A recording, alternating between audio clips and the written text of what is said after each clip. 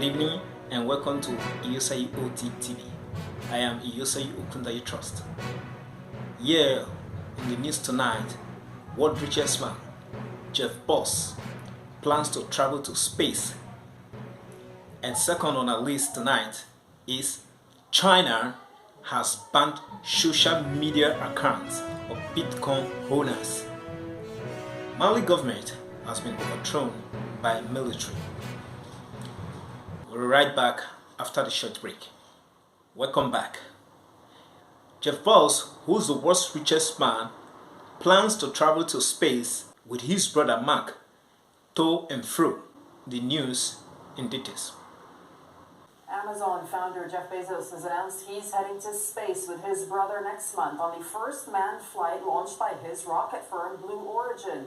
They'll join whoever wins the auction for a seat on the New Shepard spacecraft on July 20th. The world's richest man says he's dreamed of going to space since he was 5. Blue Origin is facing stiff competition from Elon Musk's SpaceX. Also, China has banned the social media account of Bitcoin owners in China because Bitcoin has become a means of exchange for value in China and every other places around the world, in most places that is accepted. The China government has banned the account of Bitcoin owners, stating that this is a danger to the China economy and the monetary means of exchange.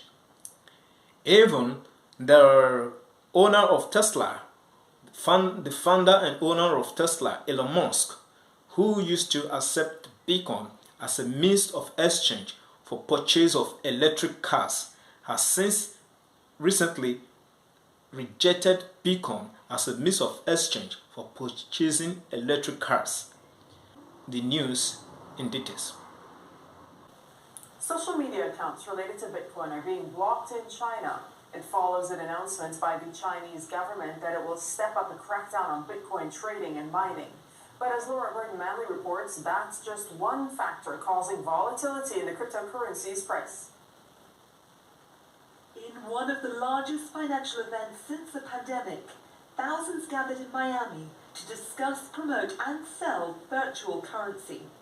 With Bitcoin relying on individuals buying in to strengthen its price, it also relies heavily on events like this to create excitement.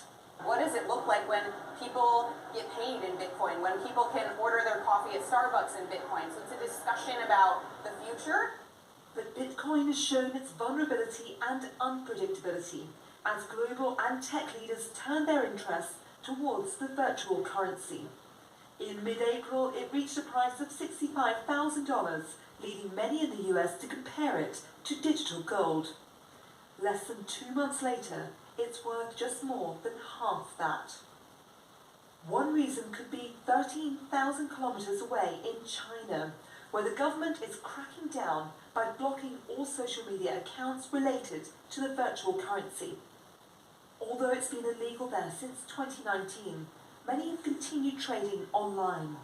Just 3 years ago, China hosted around 75% of the world's Bitcoin mining capacity. That's a process through which new Bitcoins enter circulation. Fundamental to that is protecting the individual consumers in China. Although, we've seen rapid rises in the price of Bitcoin and other cryptocurrencies over the past year, we've also seen steep declines. And I think the Chinese government wants to ensure that the population is not affected negatively. After China closed its doors on the virtual currency, El Salvador is preparing to open its doors. Next week, I will send to Congress a bill that will make Bitcoin a legal tender in El Salvador. In the short term, this will generate jobs and help provide financial inclusion to thousands outside the formal economy. But experts say this could only work if people use the virtual currency, which would mean vastly changing habits. You could use it as a form of peer-to-peer transfer of value. And so that kind of functionality has been there for a long time. The challenge with any of these countries like El Salvador accepting it is whether the individuals in that country actually use it. 3 months ago, Tesla CEO Elon Musk announced the electric car maker would accept payments in cryptocurrency. But as Musk planned towards a greener organization, there were concerns that Bitcoin virtual mining uses a huge amount of power. It led the CEO to change his mind about using the digital currency, a decision that led the price to plummet weeks later. The advantages of Bitcoin still drive its popularity. That includes not having a centralized third party to process transactions, and those trades remaining public, verifiable, and difficult to hack.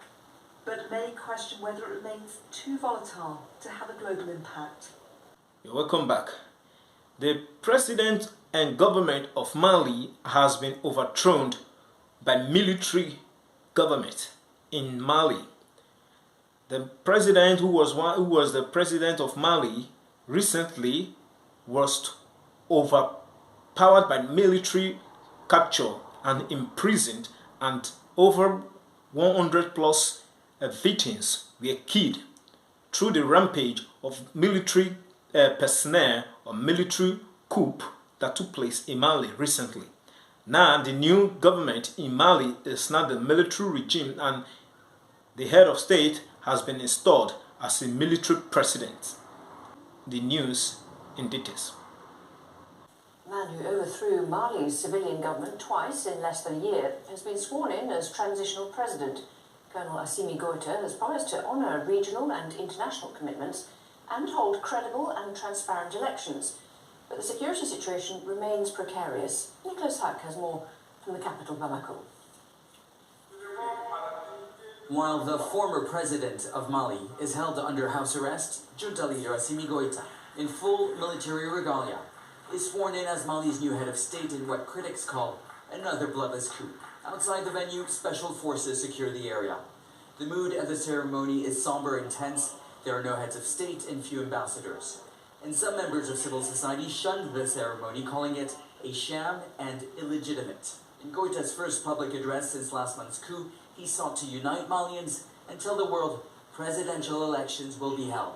I would like to reassure the regional and international community in general that Mali will honor all of its commitments for and in the best interests of the nation. Shortly after a new prime minister was announced, Shogel Maiga from the civil society movement M5, the West African body ECOWAS, and the African Union suspended Mali after the military took over and called for a return to a civilian-led transition. There's concern about how the instability in Mali will affect the security situation for the region. Armed groups operating from inside Mali are launching attacks in neighboring Niger and Burkina Faso, where more than 160 people were killed on Saturday. It's in this building where Assimi Goïta was sworn in that in 2015, a peace accord was signed between the Malian state and armed groups. Now, many Malians fear that the agreement is now in jeopardy, fearing the security situation will deteriorate even further. France, with 5,000 troops in the Sahel region, which includes Niger, Burkina Faso, Chad, and Mali, has suspended military cooperation with the Malian army. Armed groups will profit from this crisis. In this political instability, there's a vacuum of power and an absence of the state, which armed groups will try to fill, making it difficult for the peace agreement to stand. ECOWAS's envoy, Goodluck Jonathan, is expected to meet Mali's new head of state, Assimi Goïta, on Tuesday. Goïta says there is an opportunity to drive Mali's transition towards the aspiration of the Malian people. It is a promise Malian leaders have made before, but have so far not fulfilled. Nicholas Hawk, Al Jazeera, Bamako. It's been me, Yesa Yokunda You Trust. Please subscribe to this channel, like and comment, click the subscription button and the notification bell. I join you again in the next audit. It's bye for now.